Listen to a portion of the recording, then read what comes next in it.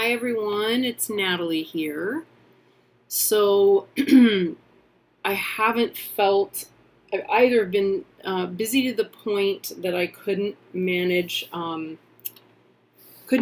weekly reading the last couple of weeks in helping a family with a genuine emergency as a doula. Um, and I mean, while death is not an emergency, an elderly person who is not actively dying, who you're trying to transition from the hospital back home, when they, the choice is either a nursing home or bringing in caregivers. That's a lot to set up, and that does constitute a pretty big emergency in someone's life. So it's been a lot of long days balancing that with my teaching, my online teaching. So, and last week, I just couldn't bring myself to do it. I just could not see what the point was in doing a tarot reading.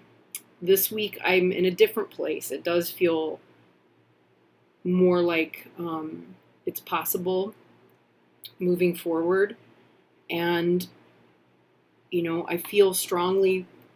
I will have posted my other video first. So if you haven't seen that one, you may want to watch it first. Or if you're wondering where I'm coming from here, I'll refer you back to that one.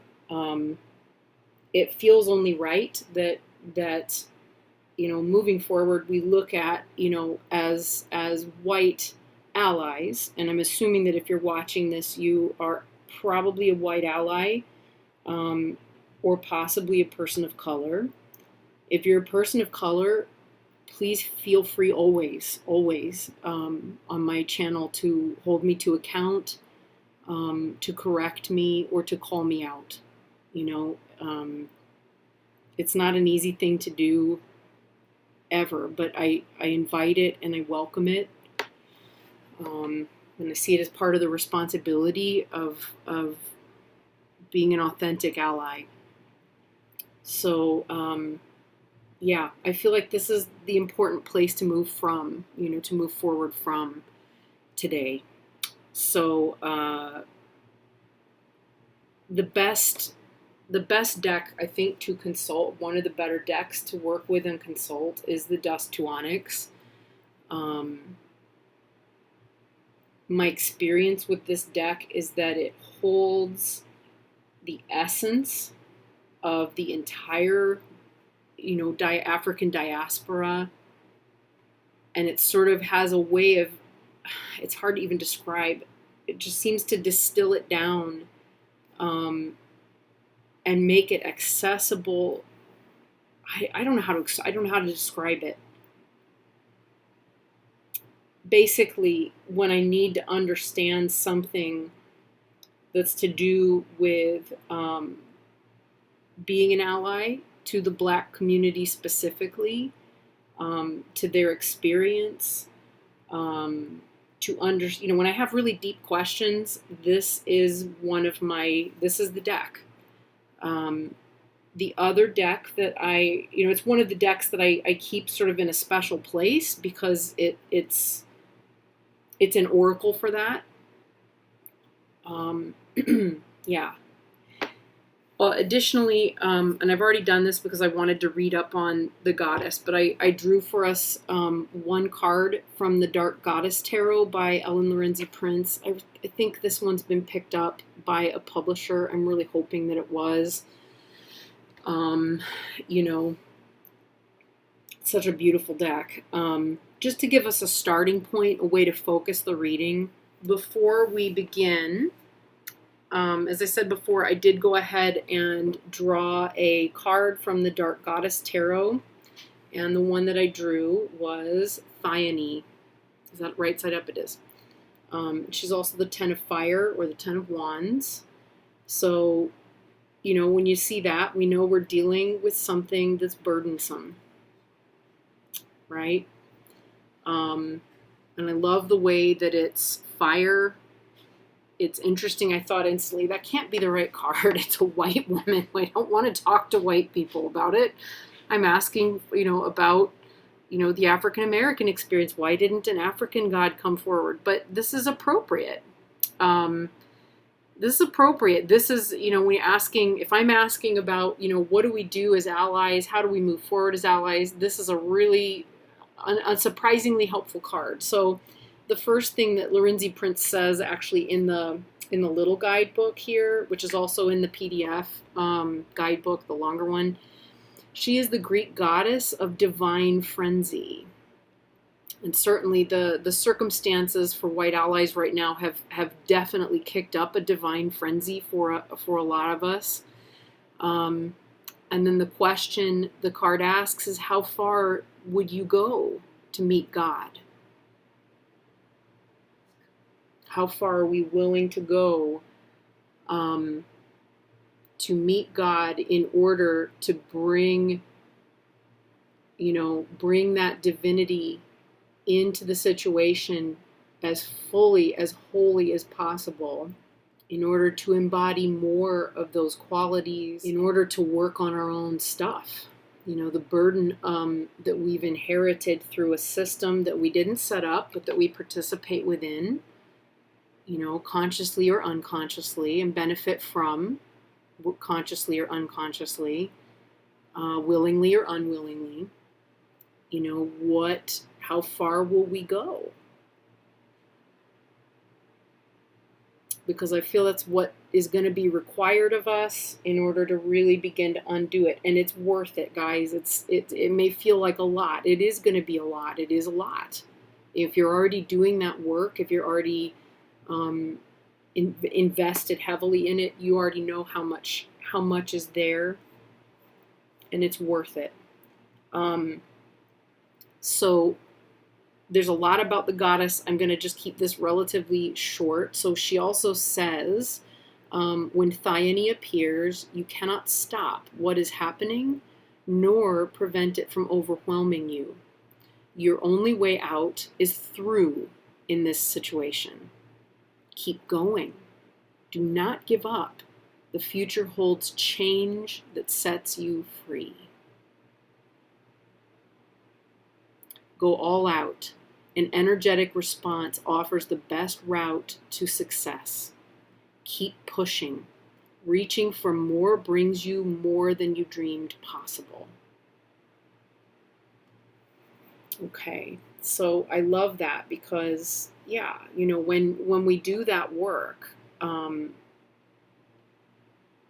is what happens. The key is to persist. Keep going, she says. Keep going. All right. So I did this with a client yesterday who wanted to know in her session how she could be a better ally. Actually, let's move my glass back. I love having this box out, invisible. So we did a general reading to ask how she could be a better ally. Can you imagine? She booked like a 2-hour session with me, and her first question is, what can I do to be an ally, to be a better healer?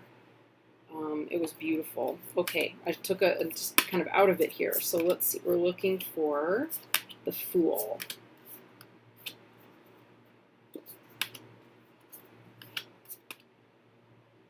The emerging one with that lamb. Yeah. All right. So we're going to shuffle him back in. Wow. There's so much depth for me in this image today, given the questions that we're asking. What do we do? How can we embody the innocence, the purity of this little boy, the emerging one? What can we do to create, to embody who he is and understand who he is in such a way that we can help create a better future for him in the world, And I think imagining ourselves as him can't be a bad place to start. Yeah, so let's shuffle him back in.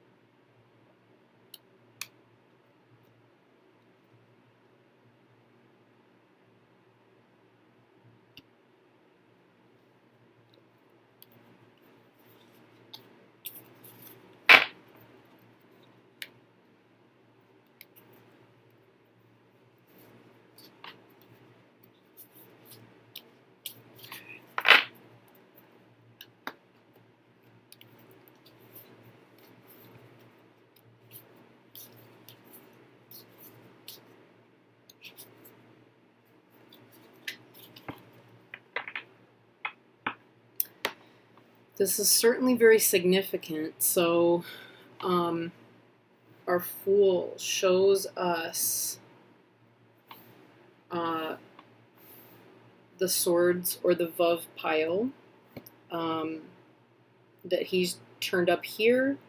Tells us that we are looking at a conversation, or we're looking at a conversation that revolves around our position in society, within the community, as a leader. And it's very much going to be about the mind, the mindset, about how we handle conflict. And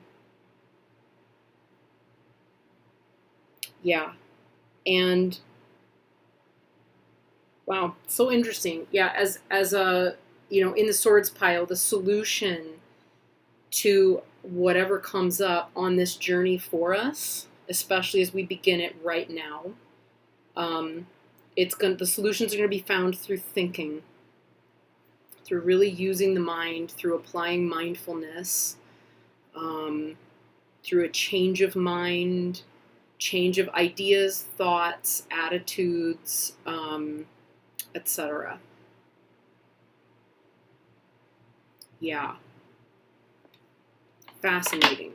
Okay, so as you can see, I treat this deck very differently than a lot of my other decks. I'm not overly familiar with it.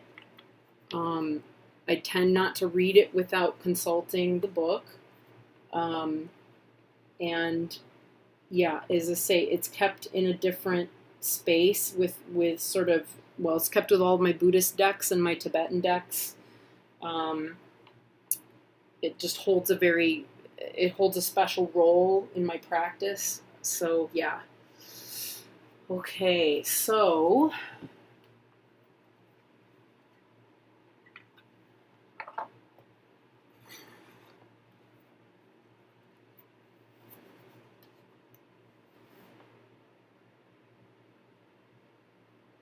I'm just pausing to contemplate whether we want to go. I think we're going to go right. We're going to say, like, we're taking a route that is, I don't know how to put it. I want us to look at ways of managing this that are conventional, that help us manage day to day. So I'm setting that up through making the choice to go clockwise. I think changing the status quo means looking at the status quo. Wow. Okay.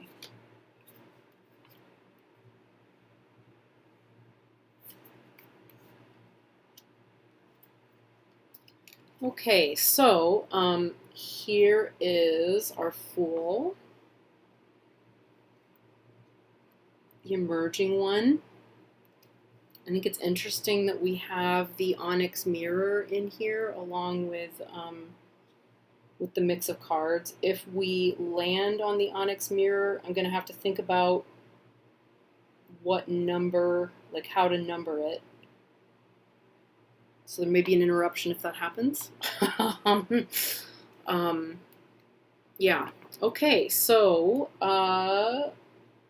moving forward, we know that the Fool is 3. So 1, 2, 3. Our first card. Oh, wow. Okay, it's the 7 of Gourds, which is the 7 of Cups.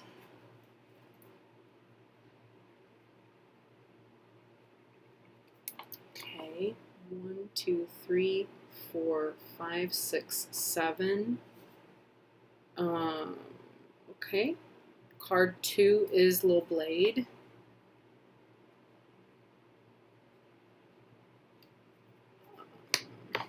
I'm just going to double check. I think Little Blade is the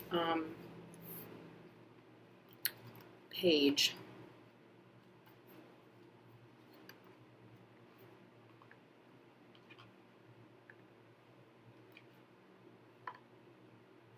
Yes.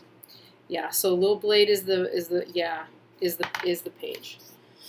So that's a 7. Interesting with the 7s here. So 1, 2, 3, 4, 5, 6, 7. Okay. I knew.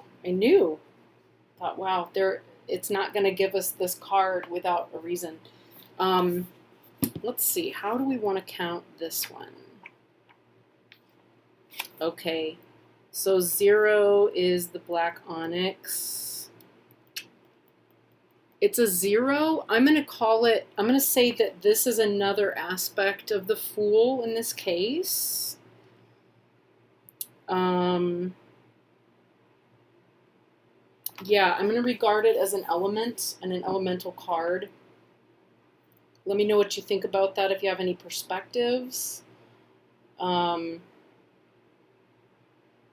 and it really lines up, right? Because 1, 2, 3, it brings us back to the emerging one, to the Fool. That feels right to me, 100%. It would have felt right to me too to end on this one. But I feel like this one, like they're giving us a very similar energy to work with today in this reading. So let's go ahead and pull them out. First card was, let me just double count. I'm going to double check my count and I'll come back to you. Yeah. Okay, it checks out. I just always like to double check. So yeah, so we have the 7 of Gourds.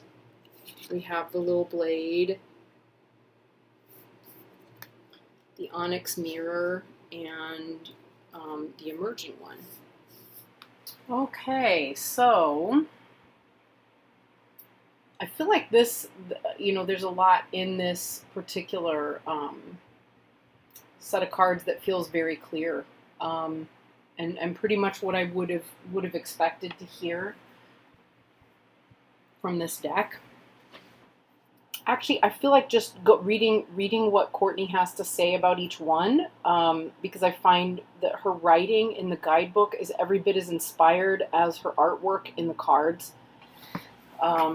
It's so beautifully done. So here's what Courtney says about the 7 of Gourds. The awakened qualities include dreams, wishes, psychic visions, imagination, and clarity. The dormant are confusion, fog, illusion, debauchery, and indecision. And she goes on to say, life is all about choices, and there are times when we may be overwhelmed by having too many of them to evaluate. We may find ourselves giving in to escapism as a way of coping, or simply going for whatever selfish desires we want to fill despite the consequences. On the other hand, we may find our dream worlds and imaginations are full of possibilities. Ideas are flooding in, a rush of feelings rise to the surface. It is up to us to mediate and discern what is real. The 7 of Gourds is a challenge to ground ourselves and filter through what life has presented us to ensure we stay the course towards our soul purpose. To clear away the fog, really be honest about the decisions you're making. Oftentimes we convince ourselves that the indulgences we seek are for our own good when they are only a means of self-harm. We also can become so entrenched in our own feelings of success that we fail to see the floor crumbling beneath us. You can harness the power of this card by seeking clarity, following your intuition, and taking actions to ground yourself in reality once again. So really, when we look at, I'm just rushing, sorry. When we look at what we're facing, in terms of choices, in terms of ways to move forward, as a community of spiritual people, as well as a community of allies, what we're being shown here is that if we are not approaching choices with clarity, our tendency to indulge ourselves in distraction will take over, and we will cease to be awake.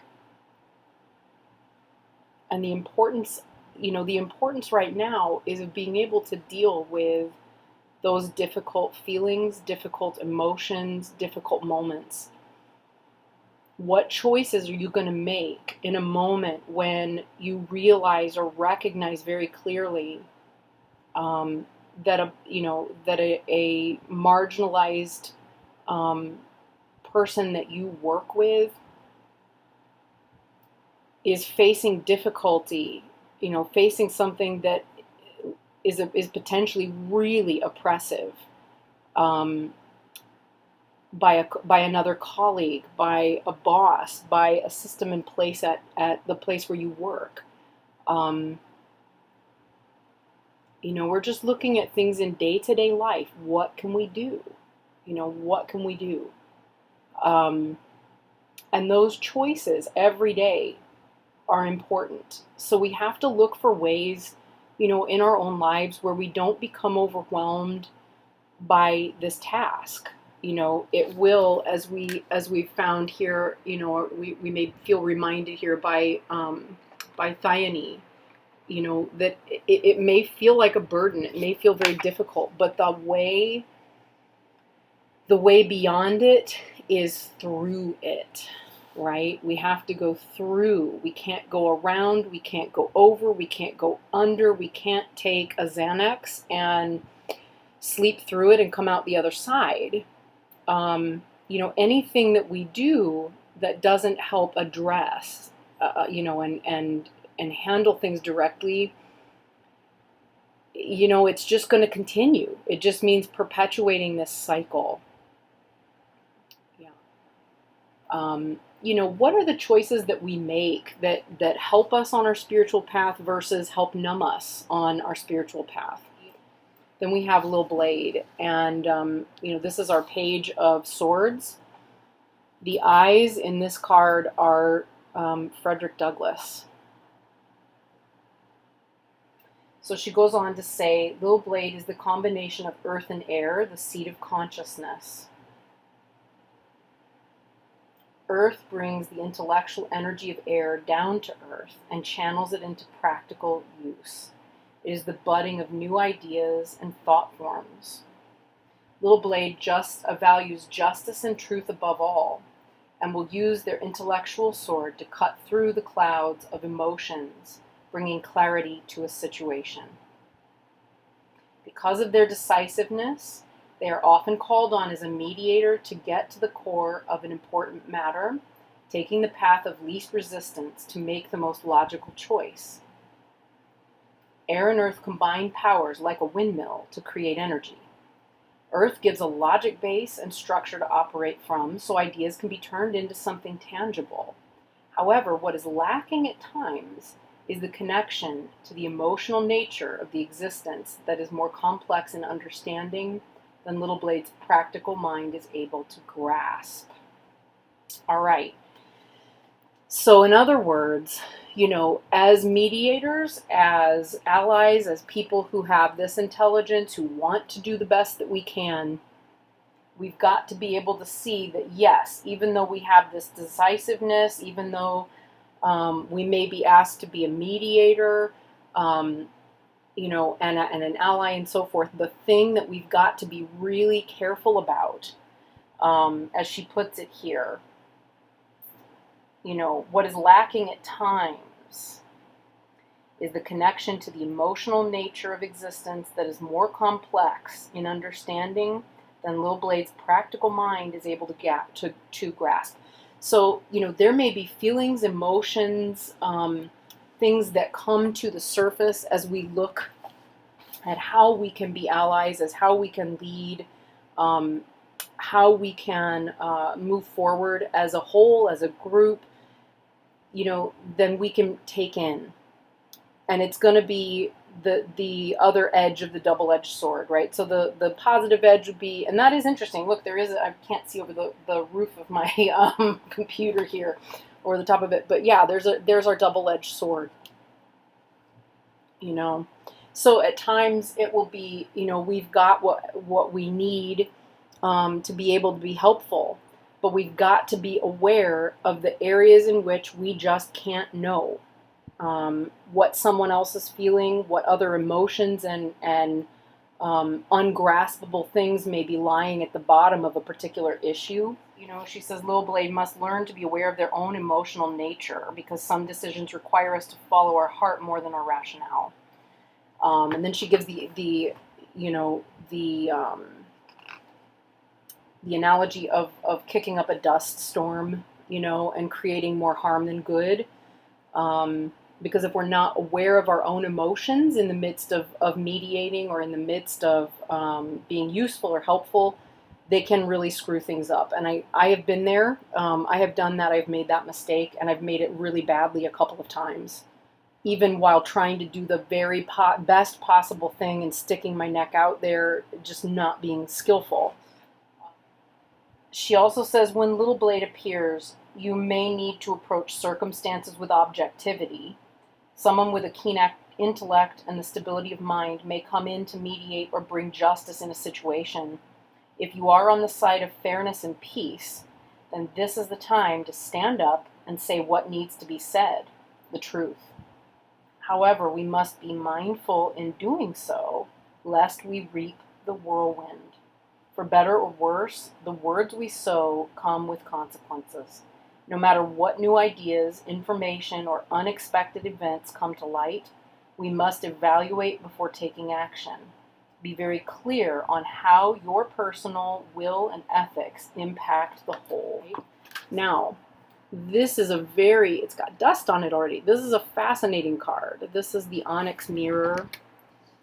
It really stands out from the rest of the deck. The awakened quality of the Onyx mirror is so there's some keywords: transmutation, protection, integration, mastery, and creation.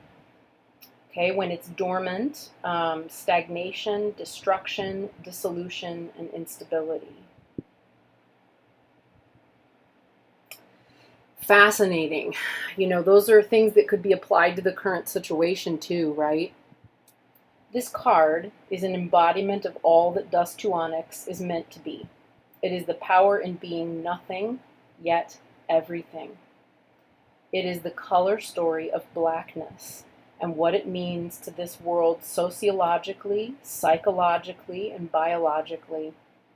This is the universe as we know it, emerged from dark matter. The beginning of civilization as we know it began on the dark continent. Yet it is darkness we fear and only appreciate in its ability to cover and hide what we consider unpleasant. The remembrance of a much larger energy at play there. So this is a clear sign that all that is revealed is by design. Okay, so there's a lot here. We didn't get to this moment by accident. There's a larger, there's something larger at play. And we each have a role in this and in how it can be healed. Don't underestimate the smallest of actions, the smallest of things on a day-to-day basis. And so there's a lot to be said here about the emerging one. So first of all, the awakened qualities of this card: new birth, faith, innocence, and purity. Dormant qualities: naivety, rashness, foolishness, and frivolousness. She goes on to say we have all emerged, and we consistently go through multitudes of different cycles, big and small. When we come into this world as newborns, the only command we instinctively follow is to breathe. We inhale the first breath, signaling the green light of a new life just beginning. When we sleep at night, our consciousness ventures into different realms and dreams that are sometimes lucid enough to explore. When we emerge from sleep and step into a new day, hoping we can stick to our plans and schedules, we are ever aware of the possibility of the unexpected. Throughout our lives, we encounter new experiences and relationships that bring their own missions and lessons for us to complete. So, to summarize the whole thing, if this Ten of Fire, if our Thyone card represents to us, the need for us to get beyond where things are right now by going through the difficulty and the challenge of being an ally by working on ourselves. It's not outside of her, it's inside of her, through her, around her, surrounding her. It's her journey. It's our journey. It's each of us as individuals. And a lot of our community here is white women. This reading is specifically targeted at white allies. And I would say too that it's also describing on a larger level this entire journey, right? A lot of this. The work to be done lies with us. With the Seven of Gourds, we're being asked to contemplate our choices. Do our choices bring us closer to solutions and put us more in touch with the heart of what's taking place? Or are the choices that we make helping us go back to sleep again? Little Blade, who I spent a lot on today, I feel very deeply like this is connected very deeply to, that swords pile. So we may be being shown this because we're being called upon to lead. But it's interesting to me that as we are asked to do so, leadership in this particular case is being shown to us through a page and the Fool. By young energies, baby energies, little energies, naive energies. So, Lil Blade has all of these intellectual capacities and abilities. They are a leader, they are able and capable, but they are also not always capable of getting the entire picture. This is not a master, this is someone who is capable and ready to go, but has quite a distance to get to before there's any real level of mastery. We didn't get to this place by accident. There's a calling. Something is called to us and told us that this is what the next step is, that it's valuable, that it's necessary, and to remind us, that we all came from Africa. We all did. We all came from the Dark Continent. The DNA that we have now shows us. Right? Race is a social concept. It's a cultural concept. The overall greater reality is that we are one race, that we are human. And because on a relative level, as human beings, we perceive one another as other, we have a lot of work to do, to bring things into fruition. But remembering that the depth of that purpose, that we can transform, we can transmute, we can create a new reality that fills this space with beauty. It's there and it's real. And as we continue on our way and on our journey, this is the point. We have to remember that we're on our way, we're on a journey. And as allies, we really don't know what we think we know. She also makes a point in the book that this is an amethyst, and that in the emerging one's mind space, this is their connection with spirit. It's their ability to connect with the spirit realm, to receive wisdom. And I think that's so beautiful for all of us as a spiritual community. I feel too, that again, this is just me, but it's coming back again, this thought, and it's very powerful. To see ourselves as this child and to make decisions about the future based on what would we want for this child is what we're doing in harmony with creating, a life for this beautiful baby, for this little boy. What would we want for this child? So as we move forward and begin, there's a loop. We move forward to make those choices, harmony with truth, recognizing there's a lot we don't know. We're destined to do this. This is what we need to do. It's what's right. We're all coming from the same place. We're all going back to the same place.